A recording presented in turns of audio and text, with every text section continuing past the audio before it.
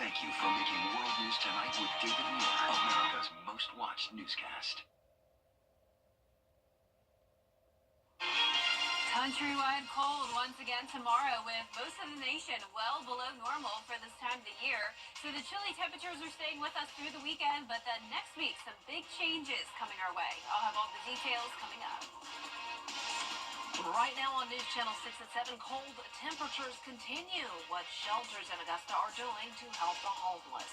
Also ahead, a local family without a place to stay after a fire destroys their home, how you can help.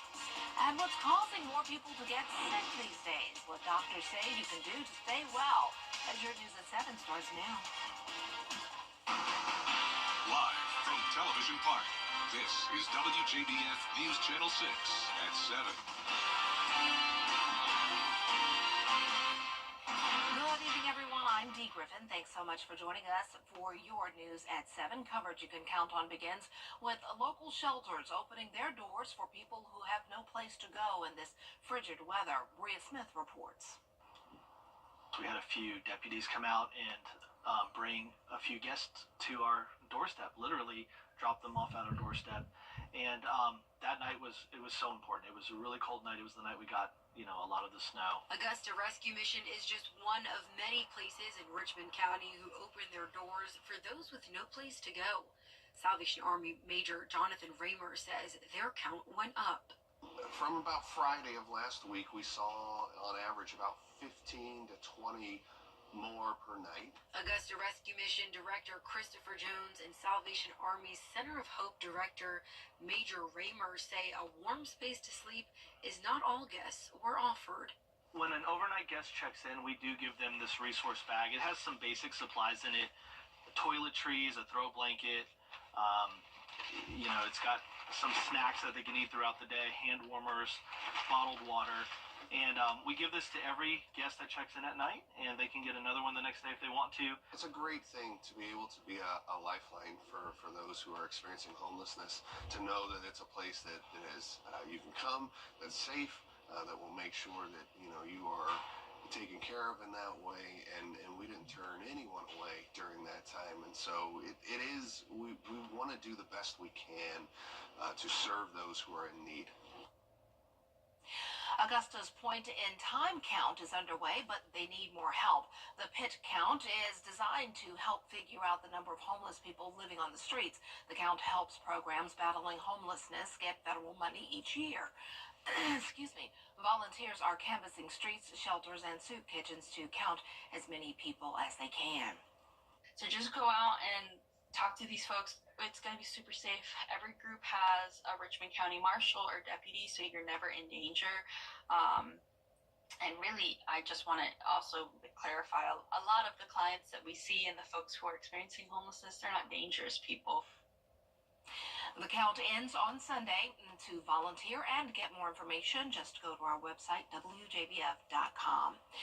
Well, time now for our first check of our weather, and Chief Meteorologist Jennifer Tracci joins us now, and got a little going on in my throat. I hope it's not the weather getting to me. I know. I feel a little sniffly as well. I mean, it's cold out there, and I'm not even wearing my tights today, Dee. I don't know what I was have on my tights for both of us, and it's still cold. You've been rocking the tights every day now. I mean, you have to with these cold temperatures. I don't know what I'm going to do when I step outside tonight, but at least it's not going to be quite as cold as it was last night. So these are the observed lows from this morning. We got down to 13 degrees in Lincolnton and Higgins Community, which is in Saluda County. Those were our two coldest spots. Aiken and Wagner, you were right behind at 14, 15 in Waynesboro and Thompson. Several places around 15 to 16 degrees this morning. Augusta Bushfield got down to 16, which tied our record set back in 1960. And notice that record high, 78 degrees. Wouldn't that be nice right around now? But we made it into the 40s at least today, so we're slowly but surely warming up. And right now on our Terry Lambert Hyundai Skyview cam, the skies are dark. The sun has set. We did have a beautiful sunset just a little while ago, though, there in Aiken. And right now our temperatures are down to freezing in Allendale, 32, 36 in Thompson, Bamberg at 36, Aiken, you're at 35, 32 in Sylvania, so our southern line counties a bit colder. 34 in Sparta, 36 in Sandersville this evening. The temperature change map is showing everyone around 5 to 10 degrees warmer than yesterday, believe it or not. So even though it's still cold, we are seeing that warming trend, and the dew points remain low in the teens and even single digits. Winds are coming in from the west around 5 miles per hour. Not expecting a super harsh wind chill tonight. And as for our satellite radar, still some clouds around the area, but as this front passes through, we'll have clear skies behind it and lots of sunshine to enjoy tomorrow.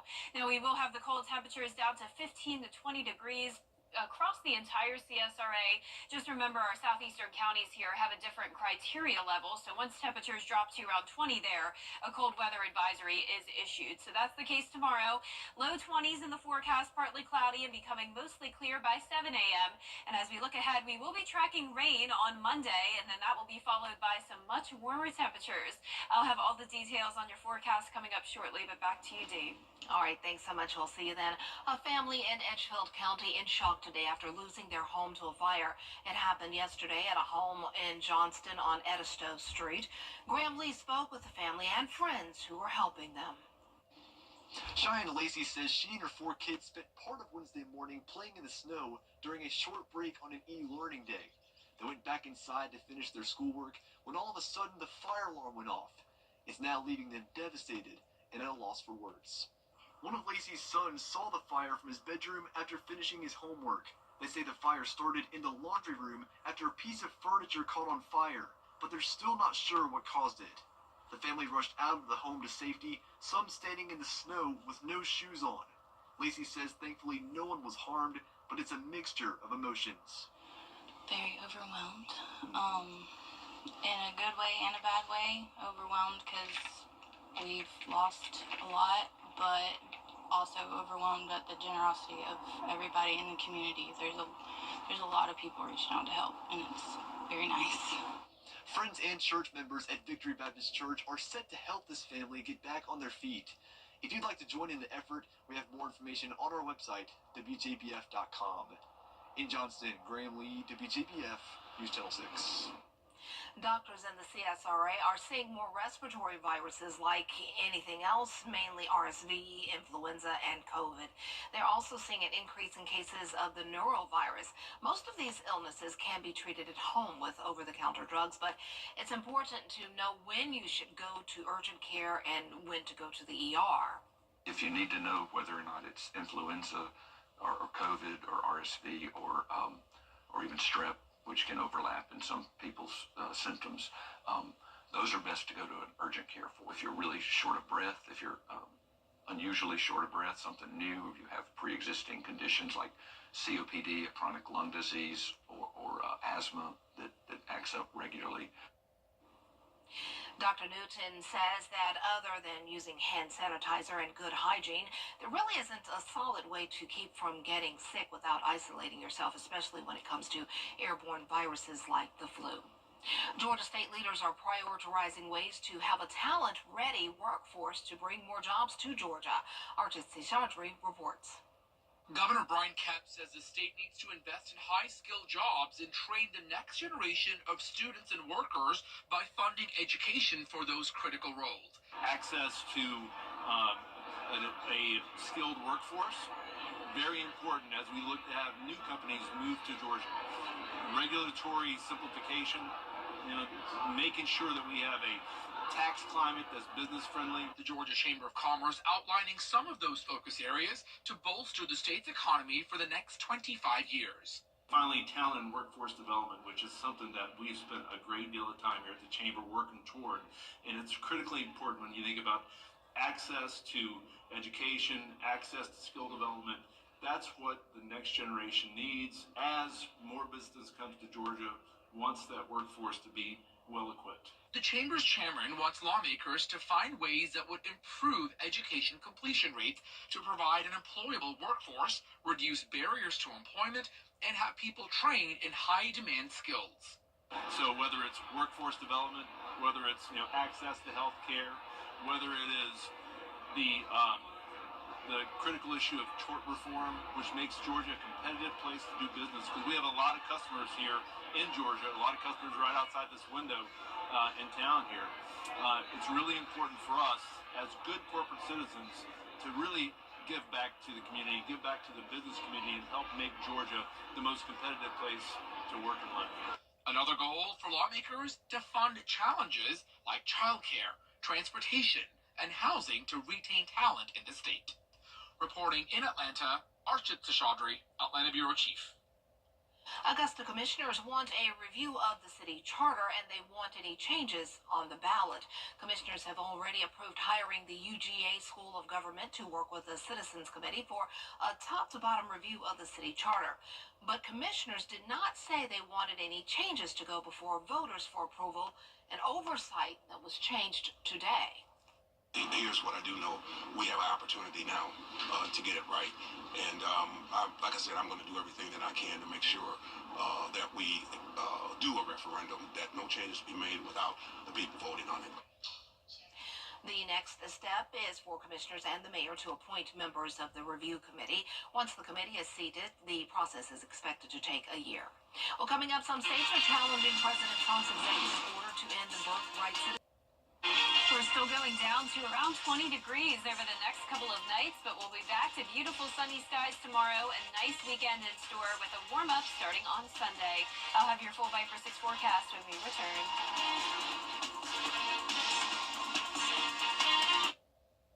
WJBF. Now, your most accurate forecast with WJBF Live Viper 6. Welcome back. Another cold night in store. You're taking a look at our Terry Lambert Hyundai Skyview Cam at SRP Park, a place that was covered with snow just a couple days ago, but the snow is starting to melt away, and we're sitting at 33 degrees, so still above freezing just by a little bit, but feeling below freezing at 29. A west wind at 5 miles per hour, dew point of 21 tonight. Visibility looks good, and around the CSRA, we do still have some cloudy skies with temperatures anywhere from around 33 up in McCormick to 36 in Sandersville. Allendale, you're at 32, 34 in Barnwell, and 36 as well in Evans. So cloud cover is still blanketing the CSRA with a weak system to our north and west. This is bringing some showers and snow showers up to our north and west, but for us, we are going to stay dry. No precipitation in the forecast, and it won't be quite as cold as it was this morning. We did tie our record low of 16 degrees set back in 1960. Now, it's pretty normal to have mornings in the teens around this time of the year. In fact, on average, it actually happens on December 27th, so we're actually behind schedule. But you can see there's a lot of variation on when we typically see that first morning in the teens. Last year, it happened around this time, and 2023 had no morning below 20. That was definitely a pretty warm year for us, but it's not as cold as it could be. It could always be worse, right? The coldest temperature on record in Augusta was -1 degree. I could not even imagine forecasting a temperature that cold. January 21st of 1985. Some of you may remember that day.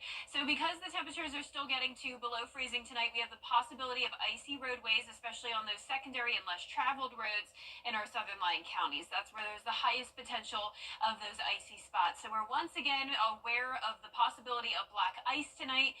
You can see this photo I took was taken last night. The black ice got me as soon as I stepped out of the car, and you just really can't see it at all until you shine a flash on it like I did when I took this photo. You can tell the difference now between the normal pavement and the ice, but boy, it is really, really tough to see, and it's definitely still slick out there in some spots, so still use caution when you're driving tonight and tomorrow morning. But back to sunshine tomorrow afternoon. That'll definitely help to melt everything away, and we'll be close to 50 degrees. We'll be right at 50 on Saturday, 57 on Sunday. No rain in the forecast for now. High temperatures are taking a climb up to the upper 50s on Sunday, and then mid-60s will be here next week, all the way up to 65. But before we get to the warmer temperatures, we do have some rain moving in. This will start early on Monday, so a wet start to your Monday. Not expecting any frozen precipitation, though, since the temperatures are warming up, and by the afternoon, mostly done with the rain, just a few leftover showers.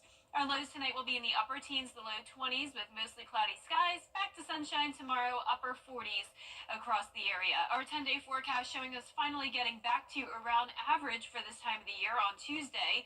Once again, we'll get all the way up to 65 on Wednesday. And the warmer temperatures next week will come with some rain chances, up to 20 to 30% starting next Thursday. We deserve a nice warm up right now. Oh, I'm so excited to finally defrost. Yes, well, looking forward to that. Thanks so much. Well, if you'd like to work at this year's Masters tournament, here's your chance. The Masters is hosting a job expo this Saturday from 9 in the morning until 1 in the afternoon at the Legends Club in National Hills Shopping Center on Washington Road. Jobs available include concessions and hospitality. You must be at least 16 years old as of March 26th of this year. Now, if you can't make it, don't worry. You can also apply online. We have all of the information on our website, WJBF.com. We'll still have a rare deep freeze in the South, so we're feeling it, and wildfires raging once again in LA. We'll have the latest after the break. Ready? The People's Court, weekday mornings at 10 on News Channel 6. Weather headlines on News Channel 6, brought to you by Hickson Roofing. The live 5 for 6 mobile app. Download it today. Extreme weather affecting both coasts of the country, from wildfires sparking again in Southern California to dangerously cold temperatures here in the South as well as the Northeast. At least 10 people have died in the winter blast, and crews are still struggling to get some roadways reopened. Rena Roy has the latest. A deep freeze affecting Americans in multiple states, more than 12 million under cold weather alerts. This massive freighter stuck in an icy Lake Erie off the Buffalo, New York shoreline.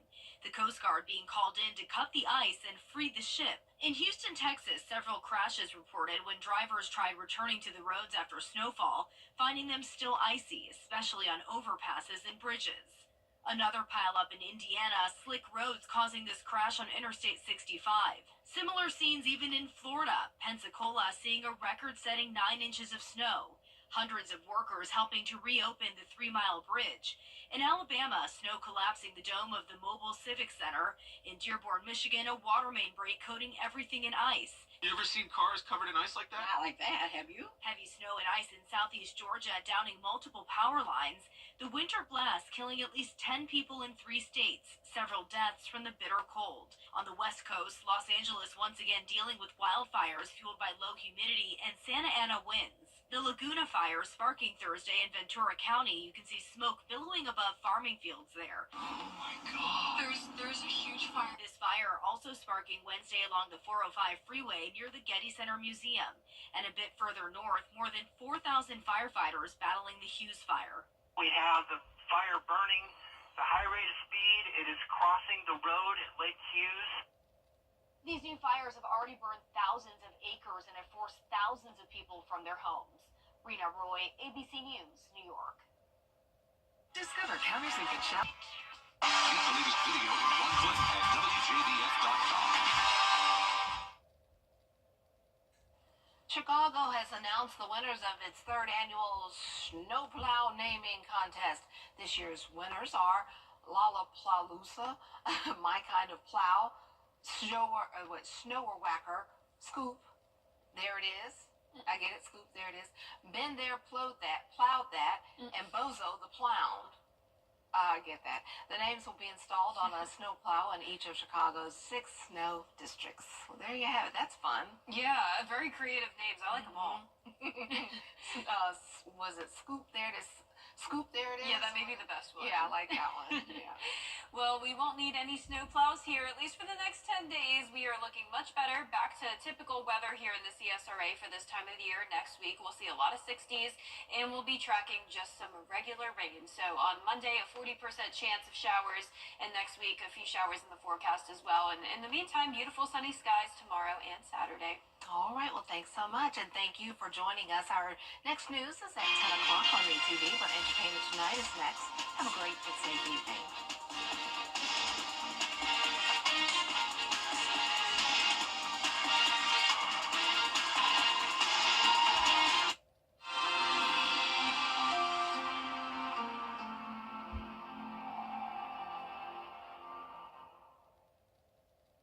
Since 19